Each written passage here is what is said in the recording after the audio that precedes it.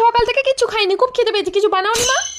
চিন্তা করো তাহলে, কেন জল খাবার বানাওনি মা? বেলা 12টা বেজে যায়, মেয়ে খাবার নাম করে না, ডাকলে পারে আসে না। আজকে যেই রান্না করে ঢুকিনি, ওই 7 সকালে চলে এসেছে খেতে। হ্যাঁ রান্না করে ঢোকনি, কিন্তু কেন মা? আজকে কি শীতলা ষষ্ঠী নাকি কোনো উপোস যে তুমি রান্না করে ঢোকনি? তাহলে কি আজকে না খেয়ে থাকবো? হ্যাঁ কাল থেকে তো তোকে পই পই করে বলে আসছি কে আজকে দুপুরবেলা পিন্টুতে বাড়ি নারায়ণ পুজোর নিমন্ত্রণ আছে। মানে কি তোর জল ঢুকেছে যে আমার কথা শুনতে পাচ্ছিস না? আরে নিমন্ত্রণ তো সেই দুপুরে মা, সকালে তো নয় মা। সকালে কি খাবো? সকালবেলা উপোস করে থাক, যা খাবি একবারে সে নিমন্ত্রণ বাড়িতে গিয়ে খাবি। মানে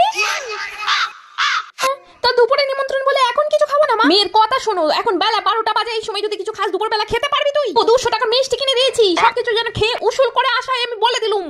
আর যদি সকাল থেকে না খেয়ে আমার গ্যাস হয়ে যায়, তখন আমি দুপুরবেলা গিয়ে খাবোটা কি করে? অমল গ্যাস হলে তুই পোলার সঙ্গে অমলে ওষুধ মেখে খাবি, তোকে মিষ্টির পয়সা উসুল করেই আসতে হবে। আচ্ছা মা, সকালবেলা না হয় খেলাম না, দুপুরবেলা গিয়ে খেলাম, তাহলে কি রাত্রেবেলা কি খাবো? হ্যাঁ দুপুরে দিয়ে রাত্রেটাও চালিয়ে দেবো নাকি? হ্যাঁ ওদের বাড়িতে তো সেই 100 জনকে নিমন্ত্রণ করেছে, খাবার অর্ডার দিয়েছে 120 জনের। দেখবি কত বেঁচে যাচ্ছে, সেই তখন আমাকে ডেকেই ধরিয়ে দেবে। হ্যাঁ